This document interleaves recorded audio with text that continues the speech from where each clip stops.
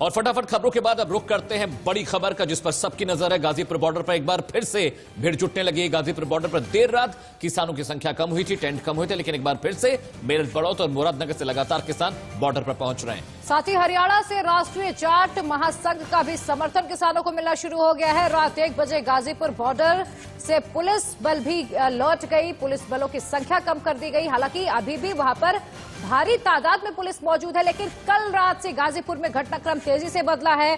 Tractor parade के दौरान हुई हिंसा के बाद दिल्ली की सीमाओं पर पुलिस एक्टिव होती हुई दिखाई दी और किसानों के प्रदर्शन के चलते गाजीपुर बॉर्डर बंद रहेगा। बड़ी खबर आपको बताते हैं, NH-24 और NH-9 से ट्रैफिक डायवर्ट किया गया है। कोंडली और अक्षरधाम और निजामुद्दीन में भी ट्रैफिक डायवर्ट किया गया है। जी हाँ, बड़ी खबर आ रही है कि अब किसानों की लगातार भीड़ को देखते हुए पुलिस ने किसानों के प्रदर्शन की वजह से गाजीपुर बॉर्डर बंद है। NH-24, NH-9 से ट्रैफिक डायवर्ट कर दिया गया है। कोंडली और अक्षरधाम और निजामुद्दीन में भी ट्रैफिक डायवर्ट किया गया। विकास मार्ग समेत कई ऐसे रास्ते हैं जहां पर बंद कर दिया गया। हमारे साथ जुड़ गई है गाजीपुर बॉर्डर से। ओवर टू यू शुभ्रा, क्या चल रहा है? एक एक तस्वीरें दिखाइएगा।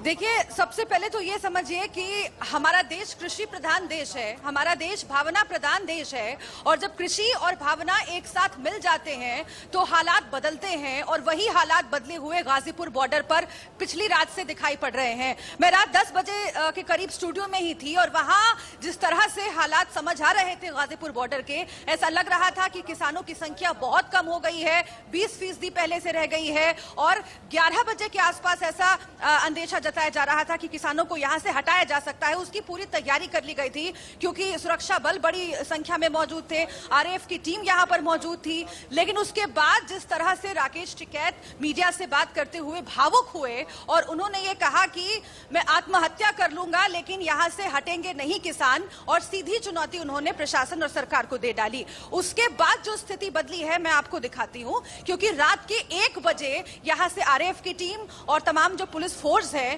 ज्यादातर लौट जाते हैं। बहुत कम पुलिस फोर्स यहां पर बची है, और अब जो किसान हैं वो उन्होंने राहत की सांस ली है, वो लगातार डटे हुए हैं। उनका कहना है कि आंदोलन इसी तरीके से चलता रहेगा। बहुत महत्वपूर्ण बात यह कि पश्चिमी उत्तर प्रदेश के अलग अलग इलाकों से किसान चल पड़े हैं, और इनका यह कहना है कि जैसे जैसे दिन चढ़ेगा वैसे यहां पर किसानों की संख्या और बढ़ेगी, क्योंकि जैसा कि आपने बताया एक महापंचायत होने वाली है मुजफ्फरनगर, जो कि गृह जिला है। शुभ्रा, मैं चाहता हूं कि एक बार आप आसपास की तस्वीरें दिखाएं कि किस तरह से दोबारा किसान लौट रहे हैं, किस तरह से दोबारा उनके टेंट गाड़े जा रहे हैं, और किस तरह से बिजली पानी की व्यवस्था बहाल की गई है, सुरक्षा किस तरह की है। तस्वीरें दिखाइए हमारे दर्शकों को।